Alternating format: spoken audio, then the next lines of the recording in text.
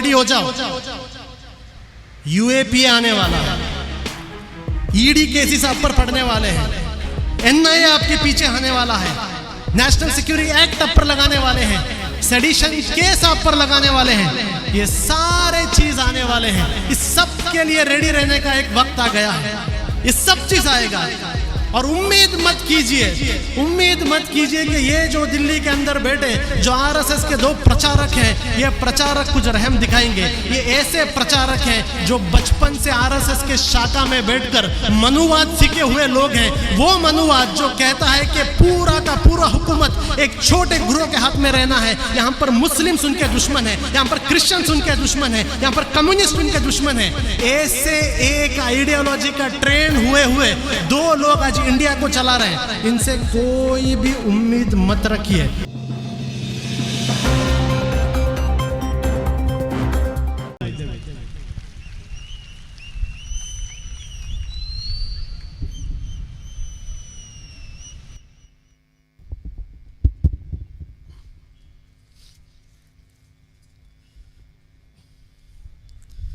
अस्सलाम वालेकुम। स्टेज पे बैठे पॉपुलर फ्रंट के लीडरान, गेस्ट और मेरे सामने बैठे मेरे भाइयों और बहनों, आप सबका मैं सबसे पहले पॉपुलर फ्रंट ऑफ इंडिया की नेशनल कमेटी की तरफ से शुक्रिया अदा करना चाहता हूं। इसलिए नहीं क्योंकि आप लोग हमारे प्रोग्राम में आए, सिर्फ इसलिए नहीं क्योंकि आप लोग पॉपुलर फ्रंट के परेड को देखने के लिए आए, क्योंकि आज इंडिया में पॉपुलर फ्रंट ऑफ इंडिया के प्रोग्राम के साथ जुड़ना ही सबसे बड़ी एक हिम्मत की बात है। पॉपुलर फ्रंट ऑफ इंडिया के साथ वही लोग जुड़ते हैं जिनके पास हिम्मत होता है। बुज़दिलों की जमात को लेकर पॉपुलर फ्रंट ऑफ इंडिया ये लड़ाई नहीं लड़ सकता। तो आज जो भी लोग यहां पर आए हैं, ऐसा मत समझिए कि आप लोग सिर्फ एक छोटे से एक शहर के अंदर एक प्रोग्राम के लिए आए, नहीं, बल्कि दिल्ली में बैठे ये जो 2 ड्रामेबाज हैं, वो 2 ड्रामेबाजों को आप एक मैसेज दे रहे हैं। वो 2 ड्रामेबाजों को ये मैसेज दे रहे हैं कि जो चाहे कोशिश कर लो, जो चाहे आजमाना है आजमा लो, हम लोग डरने वाले नहीं हैं।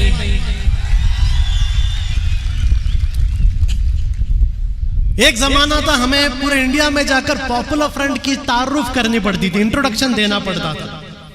हमेशा हम जाते थे, लोग पूछते थे क्या है पॉपुलर फ्रंट, कौन है पॉपुलर फ्रंट, कहां से है पॉपुलर फ्रंट। हमारे पास ना तो इतने पैसे थे, ना तो इतने मीन्स थे कि गली गली जाकर लोगों से कहते पॉपुलर फ्रंट क्या है। हम लोग हर जगह मीडिया से रिक्वेस्ट करते थे हमारा प्रेस रिलीज पब्लिश करो। हम मीडिया वाले से कहते थे हमारा फोटो पब्लिश करो। हम मीडिया वाले से कहते हैं आओ हमारा प्रोग्राम कवरेज करो। लेकिन एक जमाना था जब कोई नहीं आता था, लेकिन आज पूरे इंडिया के गांव-गांव में बच्चे को पता है पॉपुलर फ्रंट क्या है। और आज यहाँ पर भी बहुत सारे लोग आए हैं, वही गोदी मीडिया के लोग, अलग अलग लोग आए यहाँ पर। वो कोई पॉपुलर फ्रंट की पॉजिटिव पब्लिसिटी के लिए नहीं आए। आज पॉपुलर फ्रंट के प्रोग्राम में वो कुछ ऐसे बात चुनने के लिए आए जिसको लेकर कल हेडलाइंस होगा। और उनसे मैं वादा करता हूं इंशाअल्लाह आज मेरे स्पीच में आपको जरूर ऐसे पॉइंट्स दूंगा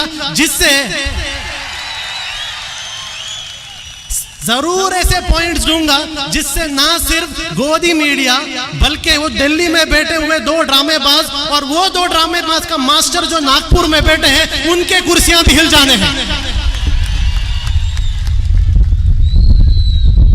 आज इंडिया में हम जो रह रहे हैं एक हिंदुत्व मेजॉरिटेरियन गवर्नमेंट की हुकूमत है। एक ऐसी हुकूमत इंडिया के अंदर हुकूमत कर रही है जो हुकूमत कोई हक को नहीं मानती, किसी के हक को नहीं मानती।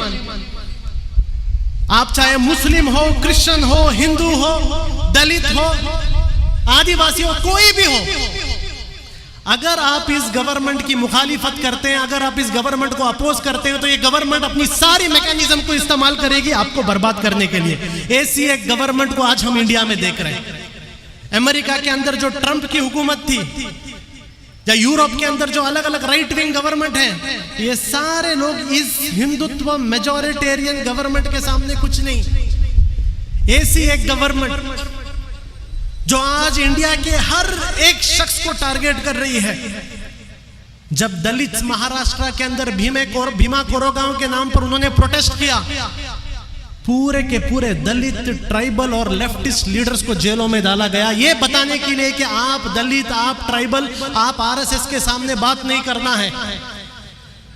जब सीए प्रोटेस्ट हुआ, जब पूरे इंडिया के स्टूडेंट सीए के रास्ते में उतर गए, सीए का प्रोटेस्ट किया, हम देखते हैं दिल्ली राइट्स को लेकर पूरे के पूरे सीए एक्टिविस्ट को टारगेट किया, ये बताने के लिए कि आप हमारे सामने नहीं आना है। और आज जब फार्मर्स प्रोटेस्ट कर रहे हैं, 26 फरवरी को ट्रैक्टर रैली के जैसा एक ड्रामा कर फार्मर्स को भी टारगेट किया जा रहा है, फार्मर के लीडर्स को भी अरेस्ट किया जा रहा है। मैसेज एकदम क्लियर है, मैसेज एकदम क्लियर है। अगर इंडिया में जीना है तो इस गवर्नमेंट का गुलाम बन के रहना होगा। मैसेज एकदम क्लियर है।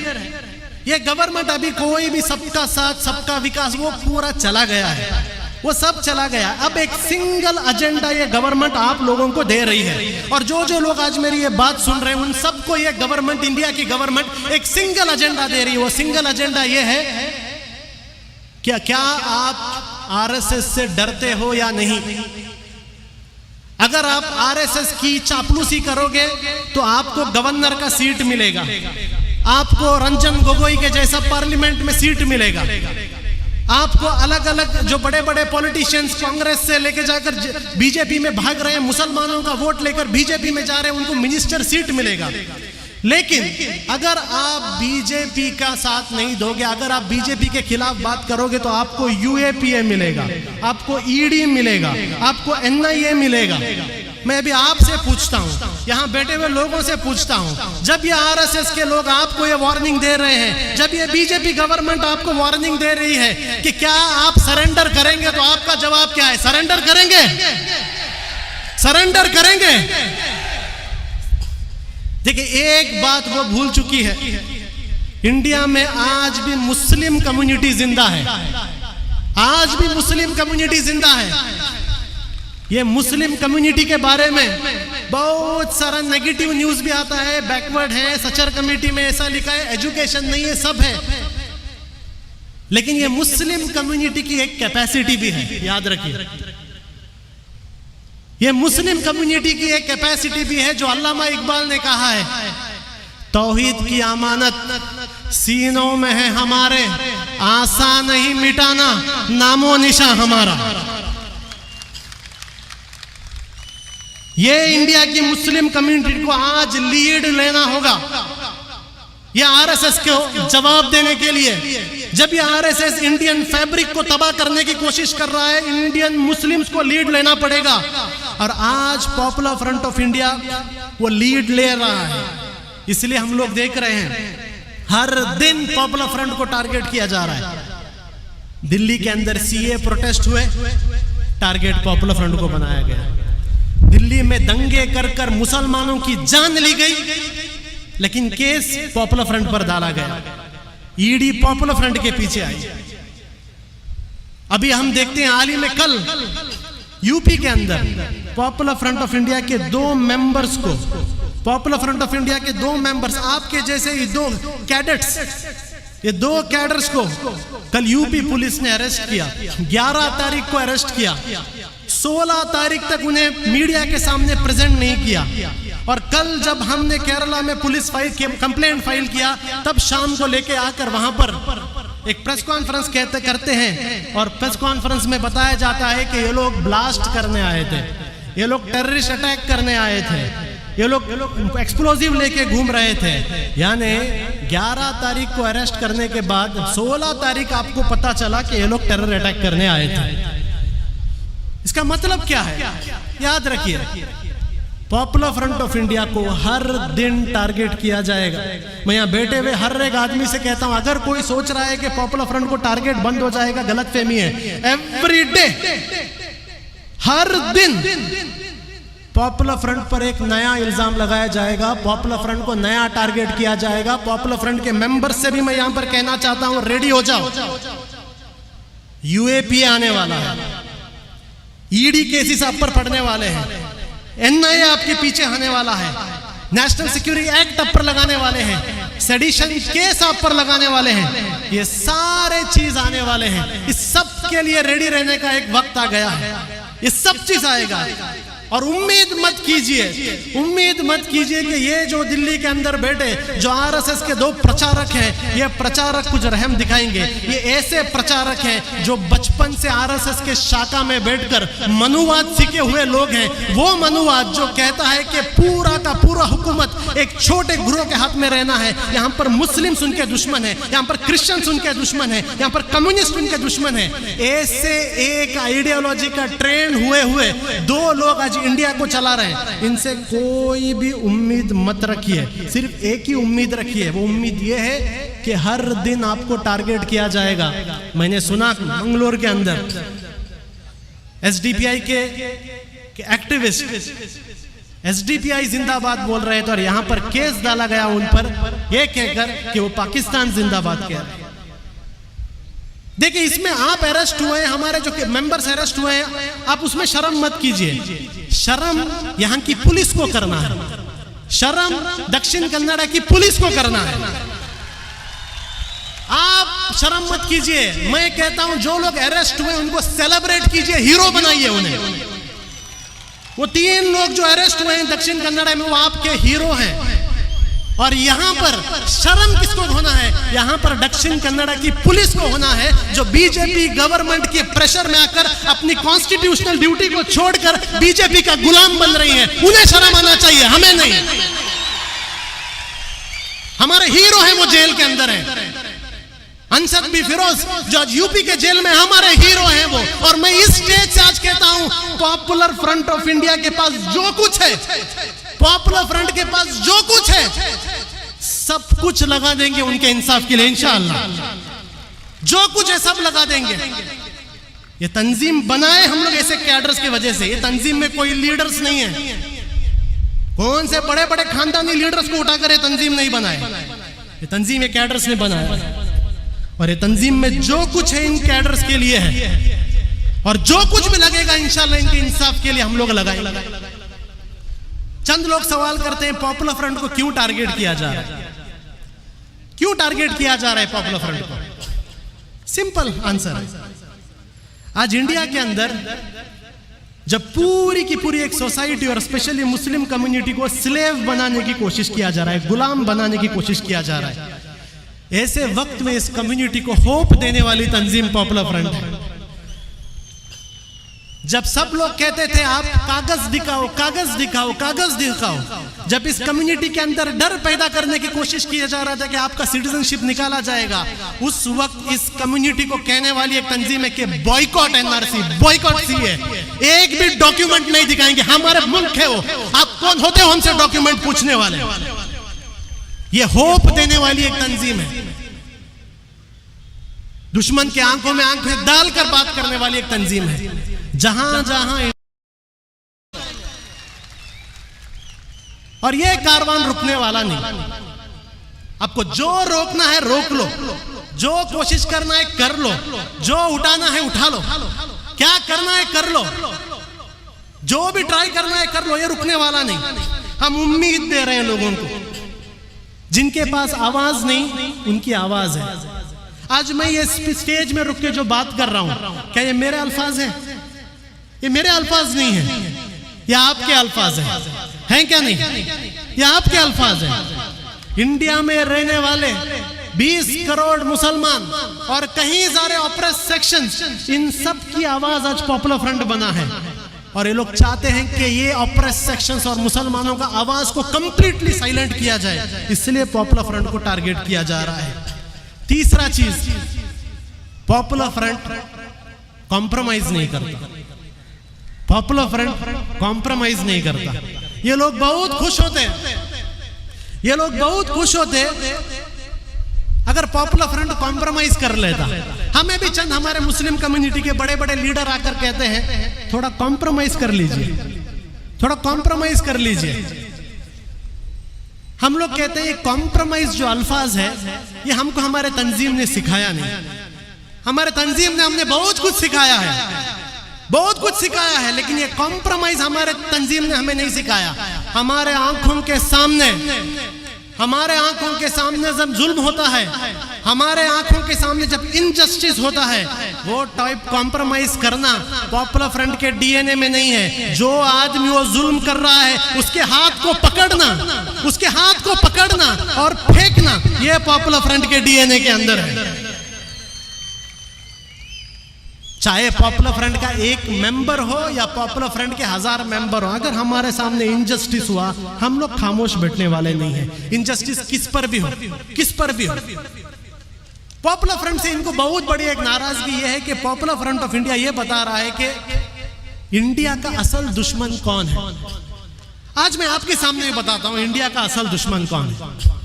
इंडिया का असल दुश्मन बिना किसी डाउट के आरएसएस है, बिना किसी डाउट के। इंडिया में अगर कोई कैंसर है, कोविड आया चला गया, पोलियो आया चला गया, इसके लिए वैक्सीन भी आ जाता है, लेकिन आरएसएस ऐसा एक वायरस है जिसके लिए अभी तक कोई वैक्सीन नहीं आया। इंशाअल्लाह वो वैक्सीन पॉपुलर फ्रंट लेके आएगा, जरूर वो वैक्सीन हम लोग लेके आएंगे। हर जगह देंगे हम आरएसएस को वैक्सीन, क्योंकि हमें पता है आरएसएस कौन है। हम जानते हैं इंडिया के अंदर हिंदू मुस्लिम प्रॉब्लम नहीं है। क्लियर कर देता हूं, हिंदू मुस्लिम नाम का प्रॉब्लम है ही नहीं इंडिया के अंदर। ये जो मीडिया में आपको बताया जाता है हिंदू मुस्लिम, जब भी आपके सामने कोई कहे हिंदू मुस्लिम, आप कह दो यहां पर हिंदू मुस्लिम प्रॉब्लम नहीं, यहां पर सिर्फ एक प्रॉब्लम है, आरएसएस वर्सेस मुस्लिम्स। इधर आरएसएस वर्सेस मुस्लिम्स। और इसलिए मैं आज इस स्टेज से पूरे इंडिया के आवाम से कहता हूं, आरएसएस को पहचानिए। जानिए आपके डिस्ट्रिक्ट का आरएसएस लीडर कौन है, जानिए अपने डिस्ट्रिक्ट का आरएसएस का भौतिक प्रमुख कौन है, जानिए अपने डिस्ट्रिक्ट का आरएसएस का शारीरिक प्रमुख कौन है, जानिए उनको, पहचानिए उनको कौन है। क्योंकि ये लोग आपके असल दुश्मन हैं। जो आपके साथ रहने वाले जो हमारे हिंदू भाई हैं वो लोग हमारे दुश्मन नहीं, हमारे दुश्मन आरएसएस है। तो आरएसएस को पहचानिए। इंडिया में रहने वाले हर एक दलित, हर एक ट्राइबल, हर एक मुसलमान, हर एक बैकवर्ड की एक जिम्मेदारी है, उसको आरएसएस को पहचानना है। और मैं आपसे चैलेंज में कहता हूं, मैं आपसे चैलेंज में कहता हूं कि जिस दिन आप आरएसएस को पहचानना शुरू करेंगे, ये जब भागेंगे इस तरीके से भागेंगे कि इन्हें याद भी नहीं रहेगा कि इनका यूनिफॉर्म चड्डी से पैंट हो गया है, इन्हें याद भी नहीं रहेगा। ऐसे भागेंगे। आपको सिर्फ एक काम करना है, आरएसएस को पहचानिए, जानिए आरएसएस कौन है, आपके डिस्ट्रिक्ट में कौन है, आपके मंडल में कौन है, बस जानिए, पहचान के रखिए बस। अरे जानिए कि कोई भी हिंदू मुस्लिम प्रॉब्लम नहीं है। हम 60 सालों से, हजारों साल से हिंदू मुस्लिम इंडिया के अंदर साथ रहे। इंडिया में कोई हिंदू मुस्लिम प्रॉब्लम नहीं है। इंडिया में प्रॉब्लम है तो सिर्फ आरएसएस का प्रॉब्लम है। और popular front of India RSS को एक्सपोज कर रहा है। हम बता रहे हैं कि कितने बड़े बुज़दिल हैं ये, जो बड़े बड़े लिंचिंग के वक्त आते हैं ना, 25 लोग 30 लोग मिलकर एक बेकसूर आदमी को जब मारने के लिए आते हैं, लेकिन बहुत सारे वाकये ऐसे हैं जो मीडिया के अंदर नहीं आया। जब यही दो मजलूम लोग रुककर हिम्मत के साथ इस 30-40 भगोड़े आरएसएस वालों का सामना करते हैं, ये लोग भाग जाते हैं। इतनी बुज़दिल कौम ये आरएसएस है। ये आरएसएस की बुज़दिली को हमें एक्सपोज करना है। We have to export the coveredness. दूसरा चीज, हम लोगों से कहते हैं कि आरएसएस को कन्फ्रंट करने का एक ही रास्ता है। वो रास्ता क्या है? वो रास्ता है आरएसएस की मुखालिफत करो, अपोज करो, कन्फ्रंट करो। आरएसएस को पॉलिश मार के कोई काम होने वाला नहीं। चंद हमारे मुस्लिम लीडर्स भी, थोड़े सेक्युलर लीडर्स भी आकर कहते हैं थोड़ा पॉलिश मारेंगे, थोड़ा अपीजमेंट करेंगे, थोड़ा आरएसएस के साथ अच्छा ताल्लुकात करेंगे, सब ठीक हो जाएगा। ये बेवकूफों को इतना भी नहीं मालूम, यही बेवकूफ कह रहे थे बाबरी मस्जिद दे दो, बाबरी मस्जिद दे दो, सब ठीक हो जाएगा। ये वही बेवकूफ थे जो अपने आप को मुस्लिम इंटेलेक्चुअल्स कह रहे थे। ये वही बेवकूफ थे जो कह रहे थे बाबरी मस्जिद दे दो सब ठीक हो जाएगा। अब तो बाबरी मस्जिद का जमीन चला गया है। क्या इंडिया में शांति आ गई? क्या इंडिया के अंदर सुकून आ गया? बाबरी मस्जिद दे दी है, गवर्नमेंट के तरफ से ट्रस्ट बना दिया मंदिर बनाने के लिए, लेकिन आज मंदिर के कलेक्शन के नाम पर गली गली में दंगे हो रहे हैं। मध्य प्रदेश में दंगे हो रहे हैं, यूपी में दंगे हो रहे हैं। अगर इनको मंदिर के लिए जगह मिल गई तो दंगे क्यों हो रहे हैं इंडिया के अंदर? क्यों मुसलमानों पर अटैक हो रहे हैं? मंदिर मस्जिद की जमीन तो मिल गई ना। कहां है वो बेवकूफ लोग जो आकर कह रहे थे कि जगह दे दो सब ठीक हो जाएगा? अब जगह मिल गया, फिर क्यों इंडिया में मुसलमानों पर अटैक हो रहा है? क्यों मुसलमान मर रहे हैं? क्यों जाने जा रहे हैं? क्यों मस्जिदों पर अटैक हो रहा है? क्यों घरों को जलाया जा रहा है? क्यों हमारे दुकानों को जलाया जा रहा है? क्यों? वो इसलिए क्योंकि इन्हें कभी भी मंदिर से कोई लेना देना नहीं था। इन्हें कभी भी कोई मंदिर से लेना देना नहीं था। इनका कोई भी हिंदू धर्म से कोई लेना देना नहीं है। इसलिए मैं कह रहा हूं आरएसएस और हिंदू धर्म का कोई भी रिलेशनशिप नहीं है। आरएसएस इंडिया का सबसे बड़ा एंटी हिंदू है। आरएसएस इंडिया का सबसे बड़ा एंटी हिंदू है। पूरे दुनिया में हिंदू कम्युनिटी का नाम आरएसएस ने खराब किया है, हमने खराब नहीं किया। आज अमेरिका के बड़े बड़े सेलिब्रिटीज इंडिया के हिंदू कम्युनिटी के बारे में बात करते हैं। हमने बताया कि उन्हें ये आरएसएस के कारनामों की वजह से हुआ। तो आरएसएस के सामने अपीजमेंट पॉलिटिक्स कर आरएसएस के सामने झुककर पॉलिश मारकर कुछ नहीं होता। आरएसएस के सामने एक ही सलूशन है। वो सलूशन क्या है? आंखों में आंख डालकर बात करो। और आज मैं इस स्टेज से आप सब लोगों को कह रहा हूं, ये जो राम मंदिर के कलेक्शन के लिए आ रहे हैं आपके घरों में, आपके सामने एक ही बात बताता हूं। जिस तरीके से एनआरसी को बॉयकॉट किया था, अगर ये लोग आपके घर में और दुकान में राम मंदिर के लिए पैसे मांगने के लिए आए, एक पैसा भी मत दीजिए इन्हें, एक पैसा भी मत दीजिए। मैं सारे मुस्लिम बिजनेसमैन से कहता हूं, मैं सारे मुस्लिम दुकान के ओनर से कहता हूं, अगर इतनी बड़ी गैरत है, अगर एक तिलके के बराबर हिम्मत है, अगर घर में जाकर अपने बीवी बच्चों को अपना चेहरा दिखाने की हिम्मत है, तब ये जब आरएसएस के लोग आपके दुकानों में आते हैं पैसा पूछने के लिए, एक रुपया भी मत दीजिए इन्हें, एक पैसा भी मत दीजिए। वो इसलिए क्योंकि ये राम का मंदिर नहीं है, ये राम का मंदिर नहीं है, ये आरएसएस का मंदिर है। और मुसलमानों के पैसे से आरएसएस के मंदिर में एक ईंट भी नहीं जाएगा इंशाअल्लाह। ये आज़म हमें करना है, एक रुपया भी हमें नहीं देना है। पॉपुलर फ्रंट से लोग चाहते हैं कि हम बेंड हो, हमारे पीछे ईडी को बेच दिए। वो ईडी जिस ईडी ने पी चिदंबरम को 14 दिन ऑफिस में सुलाया था, वो ईडी जिस ईडी ने डीके शिव कुमार को जेल में डाल दिया था, वो ईडी जिसके नाम से रॉबर्ट वाड्रा कांपता है, वो ईडी जिसके नाम से बड़े बड़े कांग्रेस के पॉलिटिशियन डर के बीजेपी में जम मारते हैं, उस ईडी को हमारे पीछे छोड़ा गया था।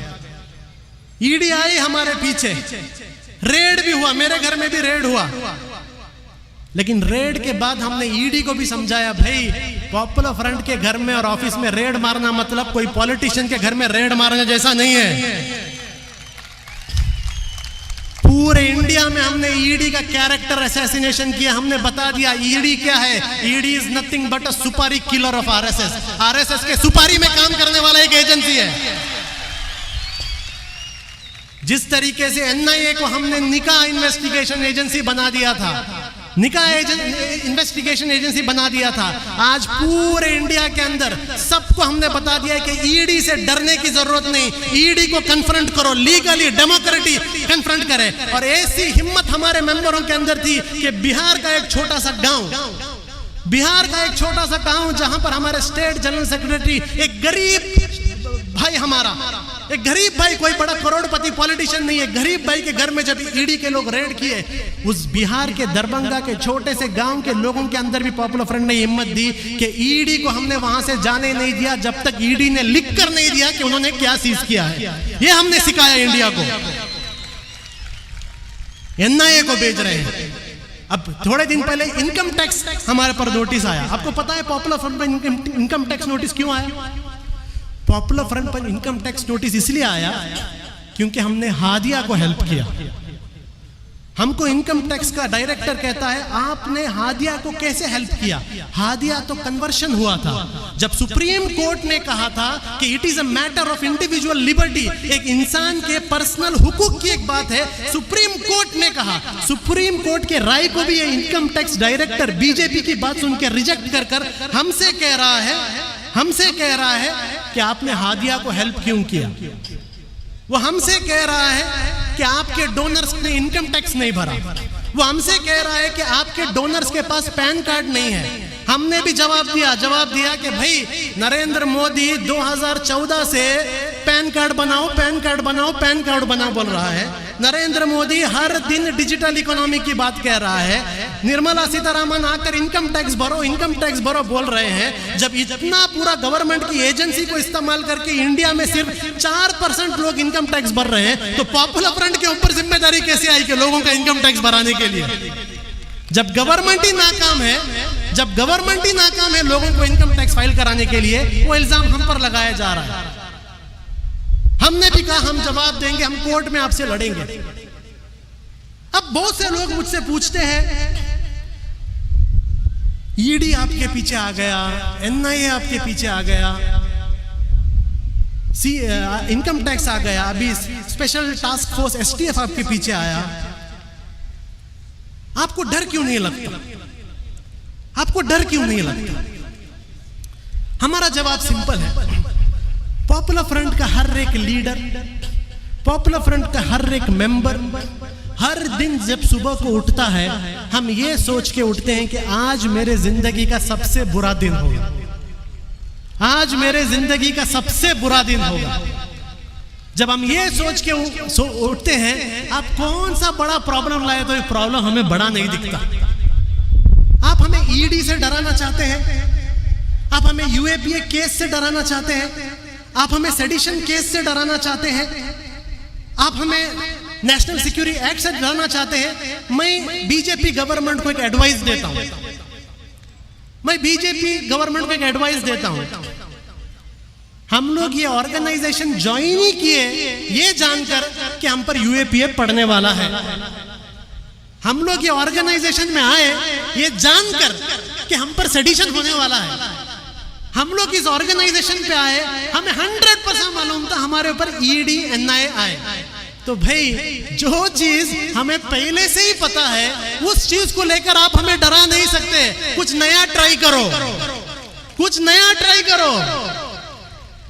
आपने अपने चड्डीधारी लोगों से लाठी से ट्राई किया, उससे नहीं डरे। लाठी के बाद आपने पुलिस से ट्राई किया, उससे नहीं डरे। उसके बाद एनआईए को नहीं लाए, उससे नहीं डरे। ईडी आ गया, उससे नहीं डरे। मैं आपसे कहता हूं थोड़ा क्रिएटिव बनो। ये चीज जिन चीज से आप हमें डराना चाहते हो ना, हम इस चीज की तलब रखते हैं। हम चाहते हैं हमारे साथ ये हो। पॉपुलर फ्रंट के काम का कोई सर्टिफिकेट नहीं है। पॉपुलर फ्रंट का काम का एक ही सर्टिफिकेट है, जब तक आरएसएस और बीजेपी हमारी मुखालिफत करते रहेगा तब तक हमें सर्टिफिकेट है हम अच्छा काम कर रहे हैं। जिस दिन बीजेपी आरएसएस हमारी तारीफ करेगा उस दिन हमें लगा कि हम बुरा काम करेंगे। तो इन चीजों से हम नहीं डरते। अब मैं लोगों से एक बात कह के मेरी बात कहता हूं, आवाम से एक मैं बात कहता हूं। पॉपुलर फ्रंट कभी भी पीछे हटने वाला नहीं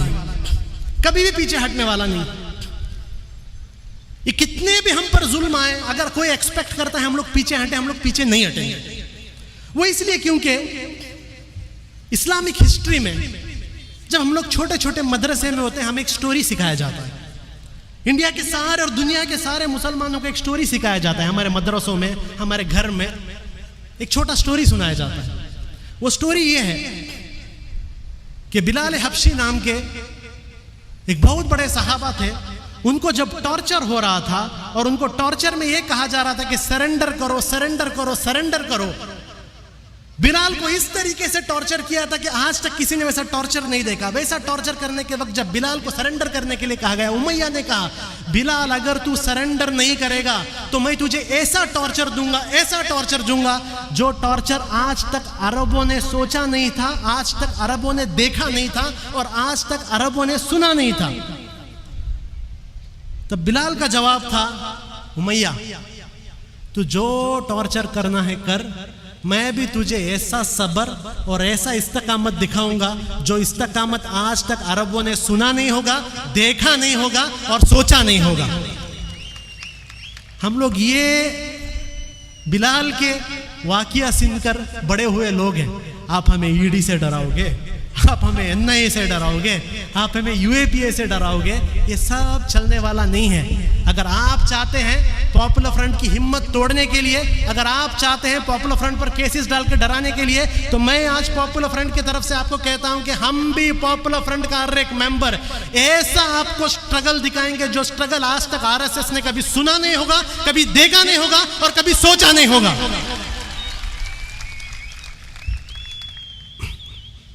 पॉपुलर फ्रंट की ये लड़ाई अकेली लड़ाई नहीं है, ये पूरी की पूरी इंडियन सोसाइटी की लड़ाई है। इसमें मैं आज इंडिया के सारे आवाम से कहता हूं कि देखिए, पॉपुलर फ्रंट को हर साल आप लोग रमजान में फंड देते हैं। हमसे एनआईए ईडी पूछता भी है पैसा कहां से आता है, 100 करोड़ कहां से आया, 100 करोड़ कहां से? भाई क्या 100 करोड़? पॉपुलर फ्रंट पूरे इंडिया में अगर एक दिन रास्ते में उतरे, 100 नहीं 500 करोड़ हम लोग कलेक्ट करने की कैपेसिटी है हमारे अंदर। 100 करोड़ क्या है आपके लिए? वो बिरयानी लग्जरी होगा। हम तो हर दिन बिरयानी खाते हैं हमारे घरों के अंदर। ये वही लोग जो न्यूज चैनल के अंदर बैठ के कह रहे थे शाहीन बाग में बिरयानी कहां मिली, बिरयानी कहां मिली। तुम्हारे वास्ते बिरयानी साल में एक बार मिलता है शायद, हमारे लिए हर बार नहीं, हर जुमा बनती है घरों में। आप लोग हमसे बोलो कि 100 करोड़ कहां से आया? कौन सी बड़ी चीज है? 20 करोड़ इंडियन मुसलमान हैं, 20 करोड़, और कितने सारे क्रिश्चियंस, कितने सारे दलित, कितने सारे सिख, हर कोई देता है पॉपुलर फ्रंट को। एक दिन में 100 करोड़ हम लोग जमा सकते हैं। लेकिन मैं आज लोगों से कहता हूं कि आपका सपोर्ट सिर्फ फंडिंग तक काफी नहीं है। चंद लोग सिर्फ फंडिंग करते हैं, सिर्फ फंडिंग कर कर काफी नहीं है। आज के बाद आपका सपोर्ट फंडिंग से एक स्टेप आगे भी चाहिए। जो काम, जो कैंपेन्स पॉपुलर फ्रंट करता है, हम चाहते हैं कि आप लोग भी हमारे साथ कंधे से कंधा मिलाकर हमारे सारे कैंपेन्स में, हमारी सारी लड़ाई में हमारा साथ दें। यह होगा आपकी जिम्मेदारी। अभी वो दिन गया कि आप लोग अपने घर के अंदर एसी डालकर ये सोचें कि ये पॉपुलर फ्रंट और आरएसएस वाले अपना काम कर लेंगे। नहीं, ये पॉपुलर फ्रंट आरएसएस का प्रॉब्लम नहीं है। हर वो शख्स जो आरएसएस के साथ नहीं है वो टारगेट होने वाला है। 21 इयर्स की एक एनवायरनमेंट एक्टिविस्ट जिसके माँ बाप मोदी के सपोर्टर थे, उस एनवायरनमेंट एक्टिविस्ट दिशा को भी इन्होंने नहीं छोड़े।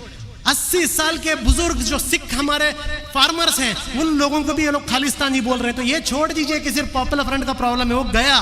पॉपुलर फ्रंट का प्रॉब्लम नहीं, हर वो शख्स जो आरएसएस के साथ नहीं वो आज प्रॉब्लम में है, वो टारगेट में है।